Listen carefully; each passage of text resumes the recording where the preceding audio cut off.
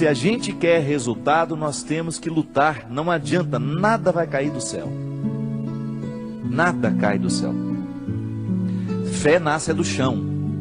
Acho que a gente inverteu as coisas, né? A nossa oração tinha que ser voltada para o chão o tempo todo. Que é aqui que Deus floresce. Deus é igual semente, floresce no chão. Essa metáfora de que Deus está no céu, isso é bonito. Mas é aqui, ó, é pisando nesse chão que a vida acontece. A força que Deus me dá, a força que Deus lhe dá, é para que a gente consiga plantar o jardim. Ninguém prometeu que nossa vida seria um jardim de flores, mas Deus prometeu a força para a gente plantar. Eu estou aqui, graças a Deus, cheio de saúde, tenho o meu esforço nessa história, tem, mas é dom de Deus em mim, eu faço a minha força. Quer passar no vestibular? Estuda. Não tem essa história, ô padre, reza para mim. Não vou rezar não. Se você não estudar, minha oração não serve para nada neste momento. Se você não estudar, você não adianta ficar sentado, ajoelhado diante do Santíssimo com o livro na cabeça. Ô Senhor, me ajuda a passar no vestibular. Faça primeiro a sua tarefa, depois você tem o direito de esperar pelo dom. É aquilo que a gente fala sempre. Nós só temos o direito de esperar pelo impossível depois que fizermos tudo o que nos foi possível. Agora tem um outro detalhe. Ela está dizendo aqui, padre, tudo é muito difícil. Pode ser que você esteja prestando atenção demais no que é difícil. Aí tudo fica mais difícil ainda. Gente, a vida sempre será determinada a partir do que a gente presta atenção. Se você tem diante de você um problema, você tem duas possibilidades. Ou você enxerga o problema, ou você já enxerga a solução. Tem gente que só enxerga o problema. Aí dificilmente encontra a solução, porque fixa os olhos no problema e aí não tem olhos para encontrar a solução. E aí depende de como nós interpretamos a vida. Tem gente que adora a dificuldade, tem gente que adora problema. E acaba se tornando uma fonte de problemas, porque não está disposto para soluções. Tem gente que não sabe viver sem um problema. No meu livro que eu vou lançar tem uma personagem interessante, que ela é ficcionada nas doenças, ela adora ter doença. O sonho da vida dela é ter um plano de saúde. A alegria dela é receber um exame em que ela está precária. A alegria dela é contar as doenças, a dor de cabeça que não passa, é a pedra na vesícula. Tem gente que gosta disso, tem gente que presta atenção só no que é ruim. Mas não pode ser assim, minha gente. Esse espírito pessimista só nos faz ver o lado negativo das coisas. Pelo amor de Deus. Você tem que ser um pouco mais otimista. Você precisa prestar atenção um pouco mais nas coisas que são boas. Outro dia eu recebi um e-mail muito interessante.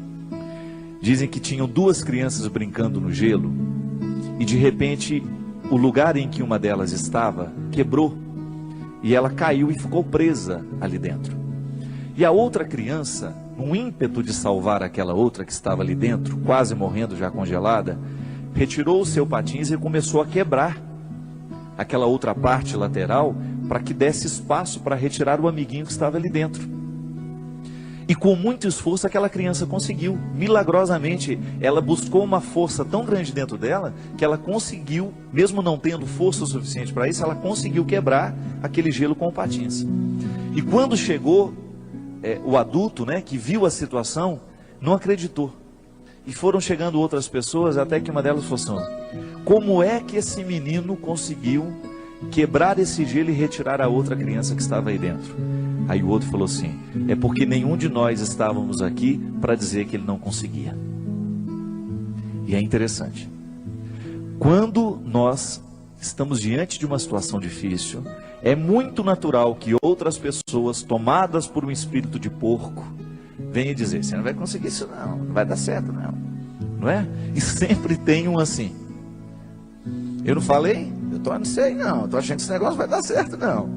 Sempre tem um espírito de porco pronto para jogar uma frase destrutiva, que vai desanimar. Mas não. Se a gente não presta atenção nesses discursos, nós vamos extrair coragem dentro de nós de um jeito que a gente não sabia que tinha. Então, minha filha, às vezes tudo está tão difícil. Não, não é bem assim. É que nós olhamos tudo de maneira difícil. Não é que tudo está difícil, é que nós olhamos tudo de maneira difícil. difícil. Não pode ser assim. Nós precisamos ser um pouco mais otimistas. Dificuldade existe na vida de todo mundo. Elas estão por toda parte. Agora, a maneira como nós encaramos essas dificuldades é que vai fazer a diferença. São 5.000 pessoas para 5 vagas. Não fique preocupada, viu? 90% destes 5.000 que estão tentando essa vaga não estudou do jeito que você estudou. Se você verdadeiramente se prepara para as coisas, você já elimina boa parte dos concorrentes, porque a maioria é mais ou menos.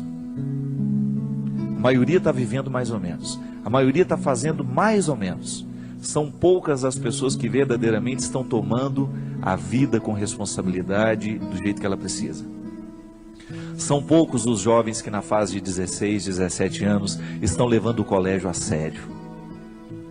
São poucos os universitários que hoje estão cursando a faculdade com a disciplina que a profissão vai exigir um dia. São poucos os profissionais que verdadeiramente estarão bem preparados para nos atender nos seus consultórios de advocacia, nos seus consultórios dentários, nos seus consultórios médicos, porque são poucos os que verdadeiramente estão fazendo o que devem fazer. Estou sendo pessimista? Não. É só você olhar para o jeito como estão vivendo os nossos universitários, a maneira como eles estão se preparando para a futura profissão. E eu sempre digo, quer ser um bom profissional, estude bem o que você está estudando. Porque você não tem o direito de ser mais ou menos, não tem.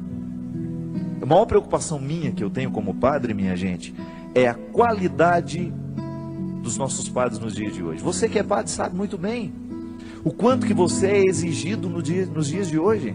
Você precisa ser um homem de sabedoria, você precisa ser um homem que estabeleça uma ponte com a cultura, com a sociedade. Não dá para você evangelizar do mesmo jeito que evangelizavam há 20 anos atrás, não dá. Nós precisamos correr atrás da qualidade. Ninguém está fora disso. Você aí na sua área, você precisa correr atrás da sua qualidade. Você que é médico, você que é dentista, você sabe o quanto você precisa se aperfeiçoar para você continuar de pé no mundo de hoje. Hoje nós estamos no tempo da competência e não é problema.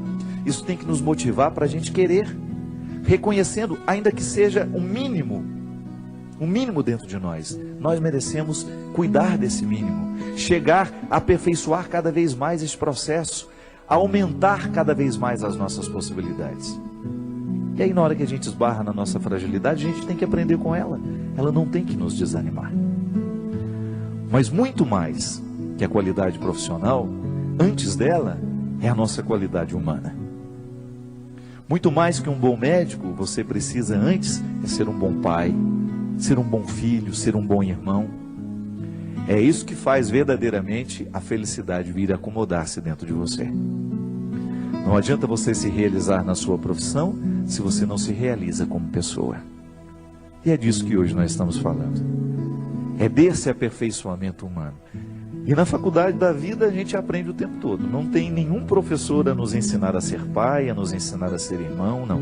É olhando nos olhos de quem a gente ama que a gente vai descobrir a medida certa, o aprendizado de cada dia, para que a gente possa ser um ser humano melhor no mundo de hoje.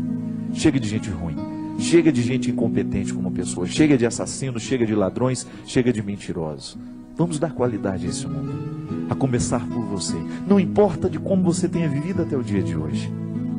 A palavra de Deus para nós é sempre otimista. Deus continua vendo valores em você. Deus continua acreditando que o seu coração pode ser melhor. Deus continua acreditando que aí, nesse coração muitas vezes marcado pelos fracassos, existe uma vitória a que você pode chegar. Basta você não desistir.